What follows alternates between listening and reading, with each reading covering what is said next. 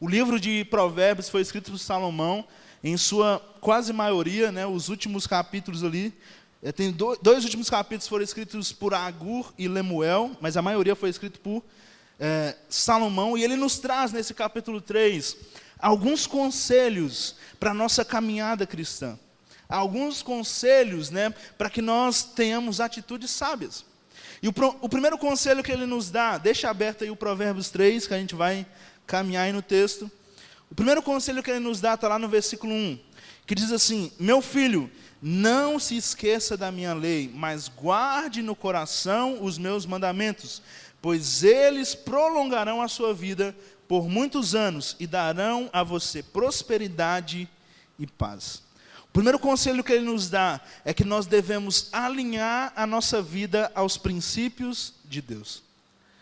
Princípios, eles são inegociáveis.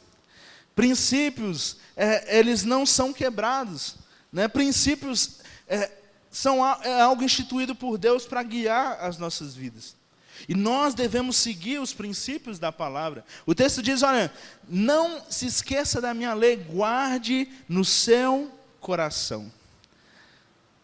Quem vive sem coração aí? Tem alguém que vive sem coração? Se tiver alguém, nós vamos pedir para você contar qual que é o segredo, né? Já existe um outro texto, né, que eu não lembro a referência, mas que diz que é do coração que nascem as fontes da vida. Então, toda a sua vida parte do coração. Se o seu coração estiver bem, né, todo o seu corpo está bem, mas quando o coração começa a dar algum BO, começa a aparecer outras coisas, né?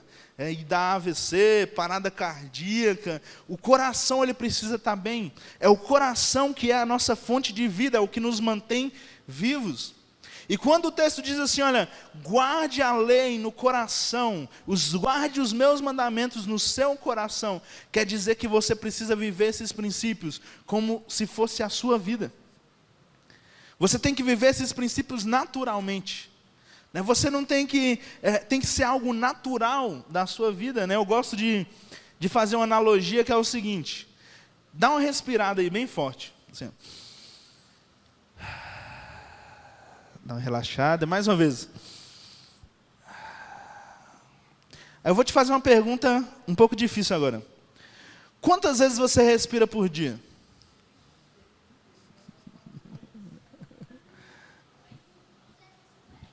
$250? Eita, nós. É bem mais que isso, Biel, né? Você não fica contando quantas vezes você respira. Você simplesmente respira. Isso é natural, né? Isso se tornou natural desde que o médico te tirou lá da barriga da sua mãe e você deu aquele berro, né? Chorou, deu o seu primeiro fôlego ali de vida. Desde então, você nunca mais parou de respirar, certo? Você pode até parar por um minuto, né? Quem aguenta ficar 1 minuto aí? Tem uma galera que é bom de fôlego, né? Oi? Então, mas isso é natural, isso se tornou natural. E quando o texto diz assim, guarde a lei no seu coração, quer dizer que viver os princípios deve ser algo natural da sua vida. Não é algo que você faz um esforço, não é algo que você faz, você tem que ficar, você não fica policiando, tipo assim, não, estou respirando agora, não, parei de respirar, vou respirar. Não, você simplesmente respira. E viver os princípios da Bíblia, os princípios da palavra, deve ser natural. Deve ser algo natural da sua vida. Mesmo que o mundo em que nós vivemos ache isso quadrado, né? Ache isso errado. Né? Nós vivemos num mundo hoje que, antigamente, a gente conhecia quem era crente, né? A pessoa tinha uma conduta cristã, né? Não era só a aparência, mas tinha aparência também, né? Se você visse alguém com a Bíblia na rua, você falava, aquele ali é crente, tá indo. Domingo à noite só dava os crentes na rua, indo para a igreja, voltando da igreja. Hoje em dia, eles querem deturpar os princípios da palavra. Eu não sei se está passando, se vai passar, acho que já está passando, né? Uma novela na Rede Globo que retrata os crentes. Não é isso? Ou vai passar, não sei. Tem alguém noveleiro? Não tem ninguém noveleiro aqui, né? Graças a Deus. Mas eu vi uma matéria falando sobre isso, né? eles retratam os crentes, né? Eles querem ganhar esse público, porque a ideia do inimigo é fazer com que os cristãos percam os princípios. E aí já não vai haver mais distinção. Você vai olhar assim e falar assim, ué, mas aquela pessoa ali diz que é crente, mas a conduta dela é exatamente igual ao outro que não é crente. O que é que define então? Né? O que é que diz se aquela pessoa é crente ou não? Né? Porque eu sirvo, aí as pessoas hoje em dia elas vão dizer, mas o que importa é o coração, né? O que importa é o meu interior, no meu interior eu estou louvando, eu estou buscando. Eu sirvo a um Deus que é um Deus de transformação. Você serve a esse Deus também? A partir do momento que nós começamos a servir a Deus, que esse amor, ele vem sobre nós, nós começamos a... É claro que isso não é instantâneo, né? Não quer dizer que a pessoa vai entrar aqui na igreja, aí o pastor faz o apelo, o irmão levantou a mão, quando ele abaixa a mão, ele já é uma nova pessoa, já largou todos os hábitos, já não é assim que funciona. É um processo, mas esse processo ele acontece de dentro para fora. A partir do momento que nós tomamos a decisão de caminhar com Cristo, o nosso interior vai sendo transformado. E o nosso interior é refletido no nosso exterior. Sim ou não? Lembra lá daquele texto que diz assim, o coração alegre aformoseia o rosto. Então quer dizer que aquilo que está dentro do seu interior transparece para fora. Então quando nós passamos a andar com Cristo, tomamos uma nova decisão, o nosso exterior vai ser mudado aos poucos. Aos poucos a gente vai vendo que aquela atitude que a gente tomava, nós não vamos mais tomar. Né? Aquilo que a gente fazia, a gente não vai mais fazer. Porque o nosso interior está sendo transformado. O Espírito Santo está abrindo os nossos olhos, amém? Porque é Ele que nos convence do pecado, da justiça e do juízo. É Ele que é o nosso consolador. Mas o conselho de Salomão foi, olha, não negocie os princípios. Viva os princípios da palavra, não importa o que te digam, não importa se lá na escola te taxarem de, olha lá o crentinho, olha lá o quadrado, o crente, né? Não tenha medo de se impor, né? Eu e a minha irmã, a gente não tinha vergonha ou medo de falar com a professora assim, olha professora, eu não vou fazer esse trabalho aqui de Dia das Bruxas, eu não vou fazer esse trabalho aqui de festa junina. E hoje em dia, os pais acham bonitinho, né? Aí a filha vestida de bruxinha, o menino vestido de monstro, né? Celebrando o Halloween, festa das bruxas. E os pais, olha que bonitinho, olha. Cultuando o Satanás. Misericórdia. Não tenha medo de se impor. Não tenha medo do que os outros vão pensar de você, meu irmão. Porque eu não queria te assustar, mas fala para o teu irmão que está do seu lado, olha, daqui para frente vai ser pior. Então você precisa se posicionar agora, né? Se agora você já está abrindo uma exceção, quando o trem arrochar mais, aí você vai até largar a igreja, né? Fala assim, crente, eu não, sou. Diga misericórdia. Não negocie os princípios. Sirva a Deus com todo o seu coração. Amém? O segundo conselho que Salomão nos dá aí nesse texto, está lá nos versículos 3 e 4, que diz assim, que o amor e a fidelidade jamais o abandonem, prenda-os ao redor do seu pescoço e escreva-os na tábua do seu coração. Né? O segundo conselho que ele nos dá é para nós vivermos o amor e a fidelidade. E ele usa de novo essa analogia de atar o pescoço e de escrever no coração, de atrelar o amor ao coração. Né? O amor é um dos maiores mandamentos, né, que Jesus nos deixou, né? Quando Deus entrega a lei para Moisés, a gente acha que ele entregou só 10 mandamentos. Né? Quem achava que era só 10 mandamentos? Quem acha até hoje que é 10 mandamentos só? Não eram só 10 mandamentos. Né? Existe um livro que o judeu tem, que é o chamado Talmud. É o Talmud, né? confirmar com os universitários ali, que tem os 613 mandamentos que Deus deixou para eles. Não foi só 10, não, foi 613, né? Mas Jesus, quando ele veio, ele resumiu tudo isso em 2 mandamentos: amar a Deus acima de todas as coisas e amar o próximo como a ti mesmo.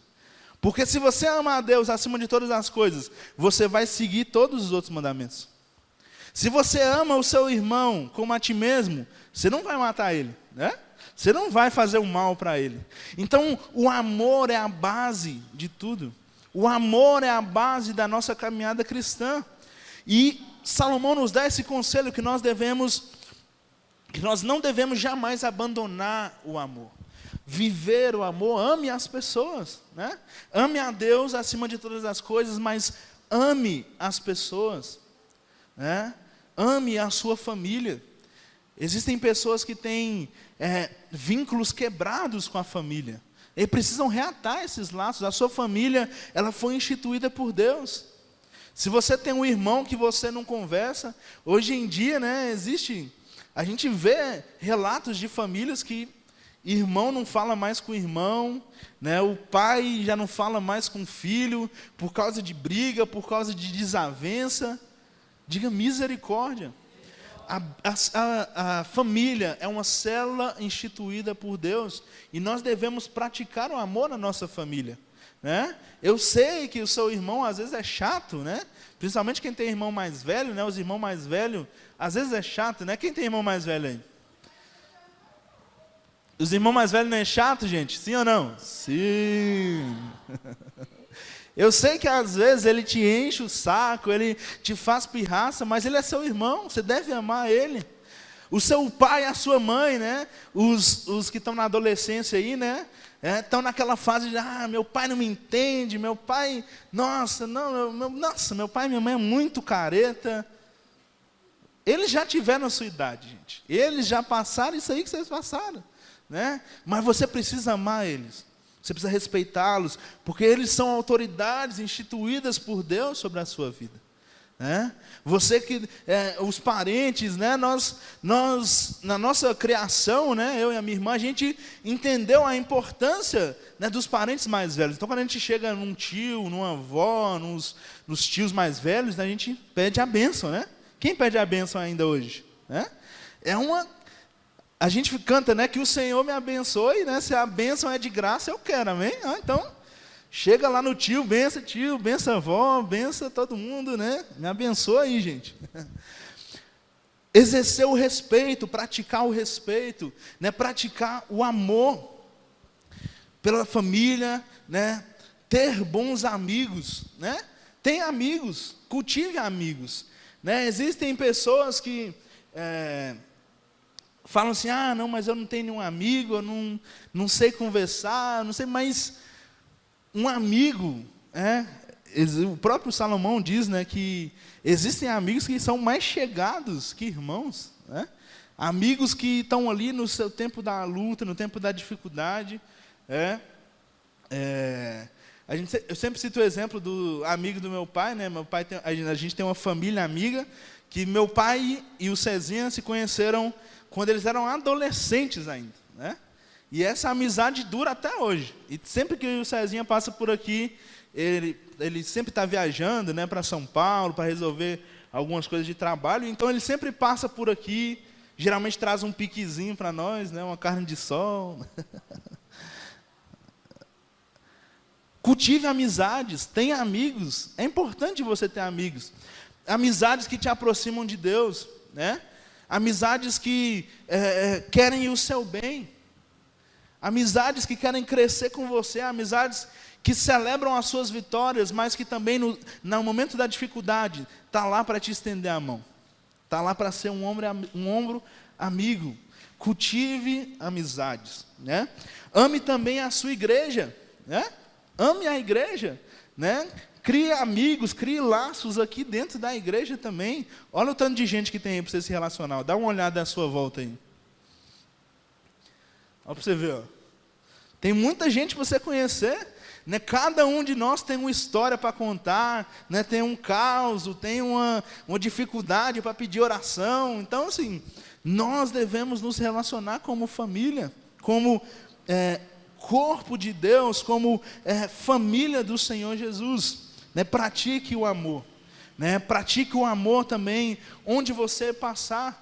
Olhe para as pessoas com um olhar de amor, né? Com o olhar do Senhor.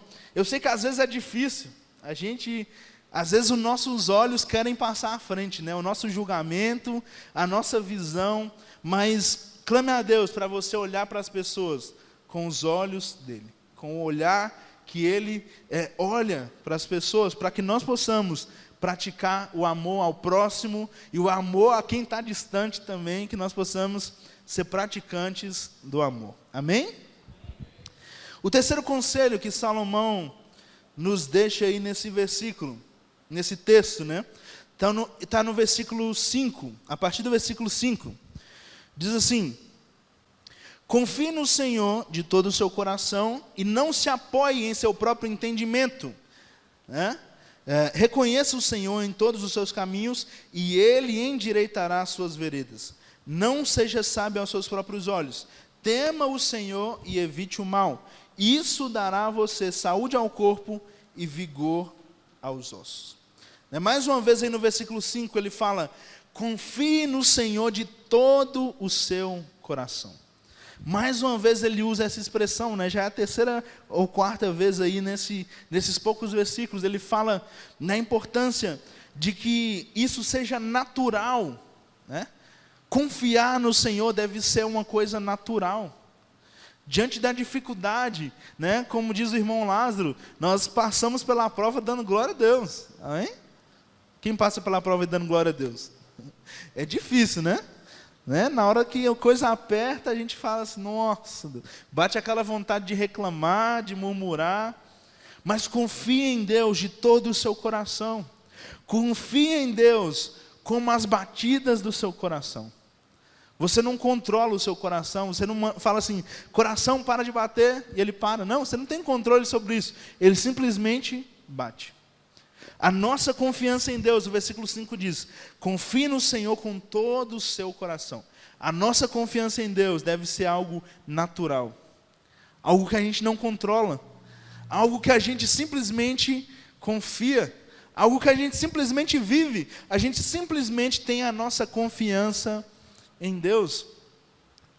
E isso vem com a prática, né? Isso vem com a prática. Quem sabe dirigir aí? Quando você estava começando a dirigir, você dava umas navalhadas, sim ou não? Você tinha que ficar olhando: pera, qual marcha é agora? Aí tá na primeira, tem que passar para a segunda. O que tem que fazer quando passa a marcha? O que tem que fazer quando passa a marcha?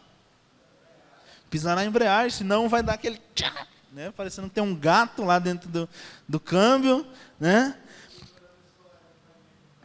Oi?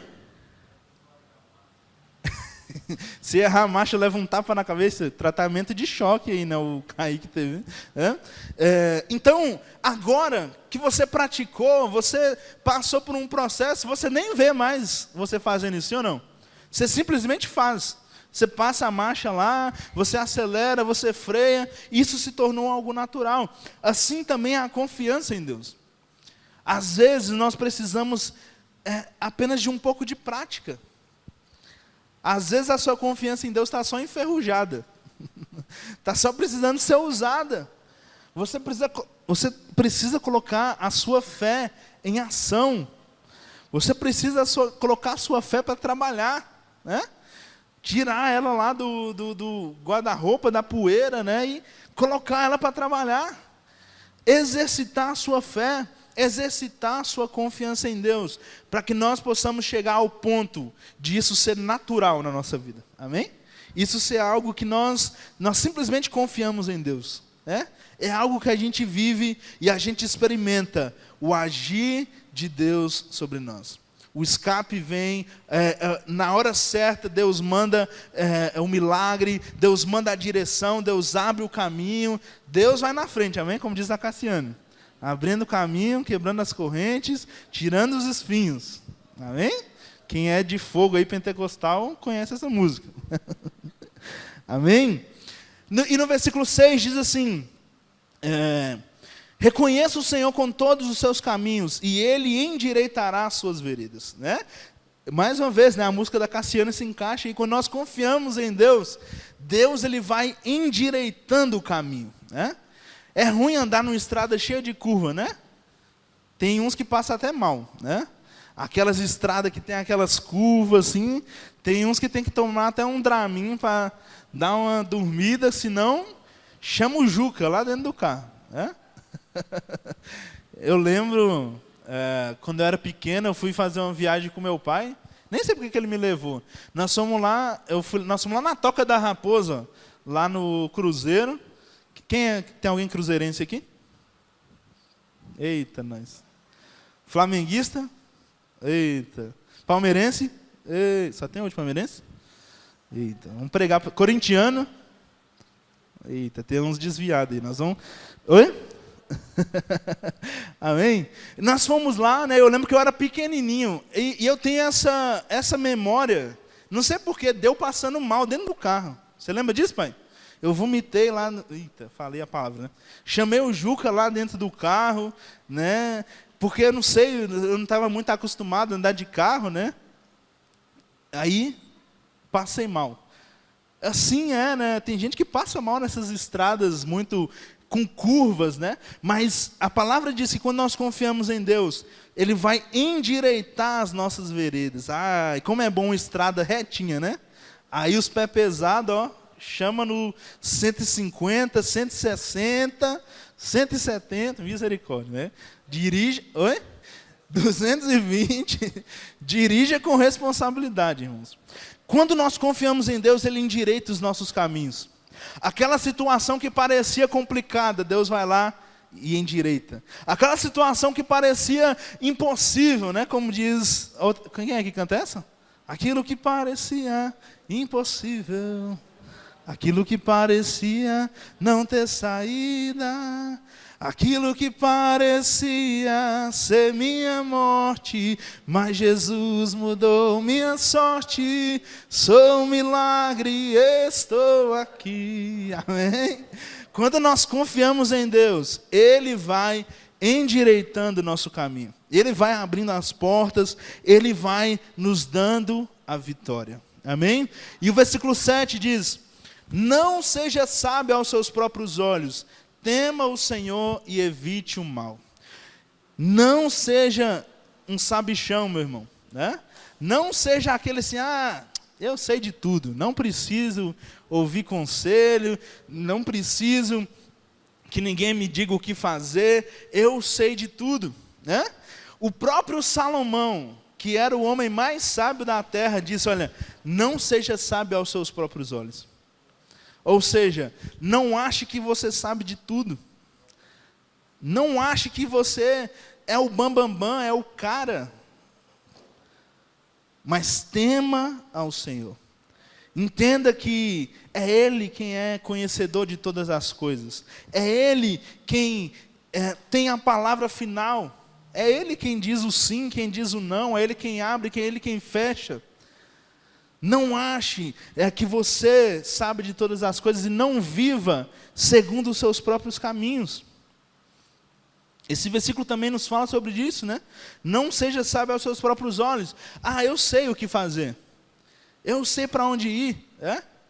E às vezes a gente se depara, né, com pessoas que, às vezes no ímpeto, né, de fazer, elas acabam tomando caminhos errados. E a gente fica olhando assim, falando, meu Deus do céu, né?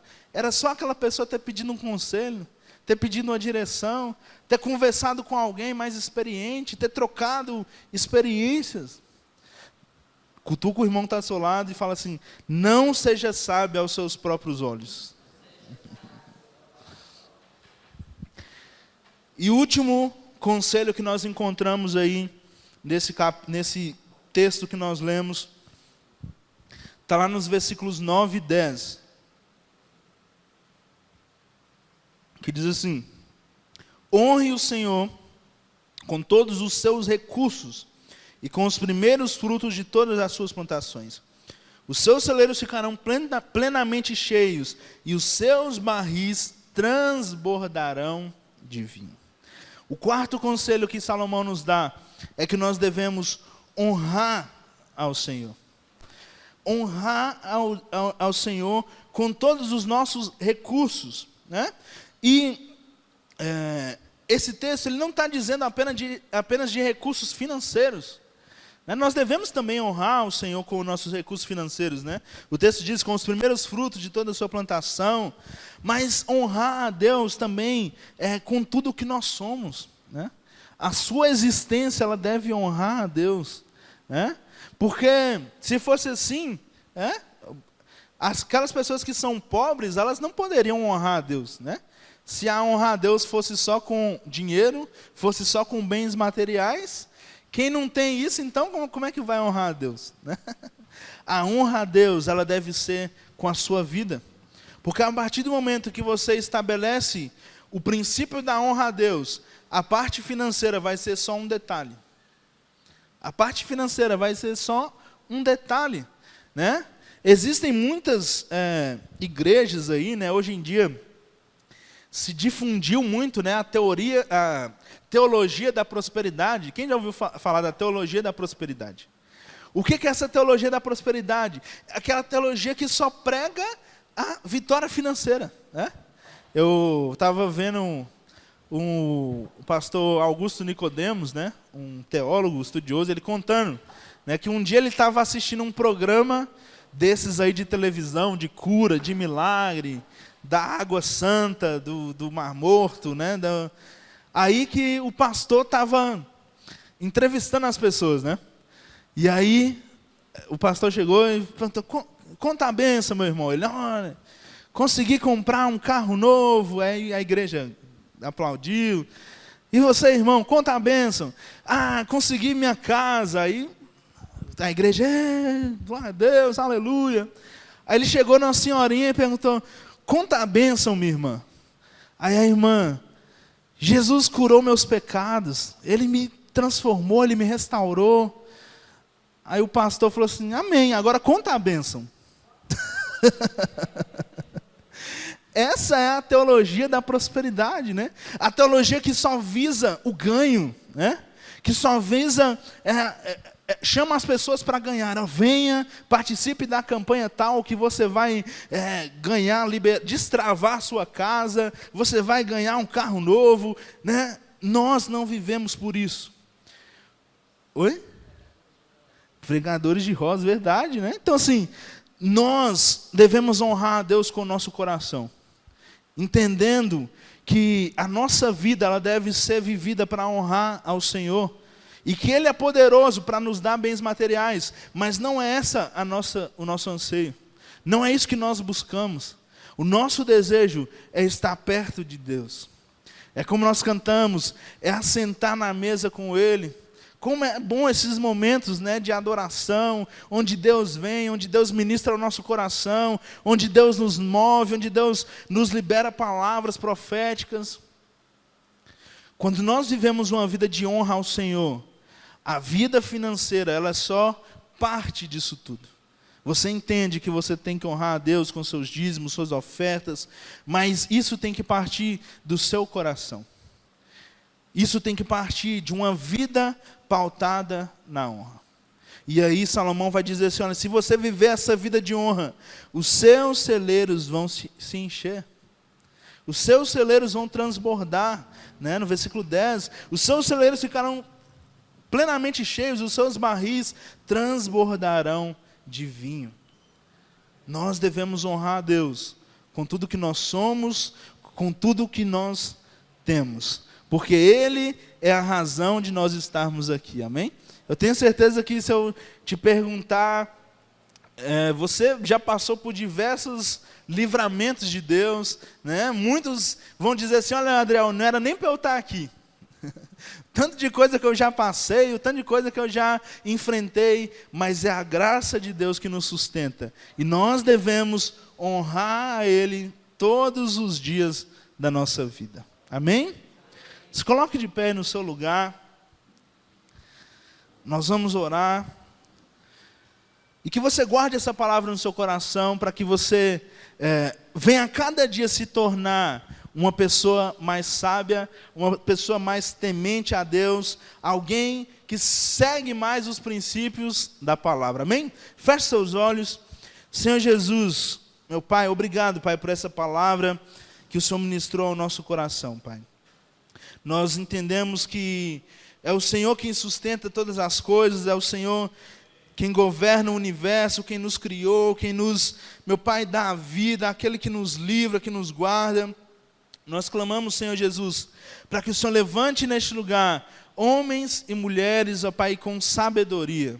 Homens e mulheres, Senhor Jesus, que não negociam os princípios da Tua palavra. Homens e mulheres que praticam o amor, que são fiéis a Ti. Meu Pai, que confiam no Senhor de todo o coração, Senhor. Que coloquem a fé em ação, que colocam a fé em prática, que colocam, Senhor Jesus, o Senhor à frente dos caminhos, Senhor.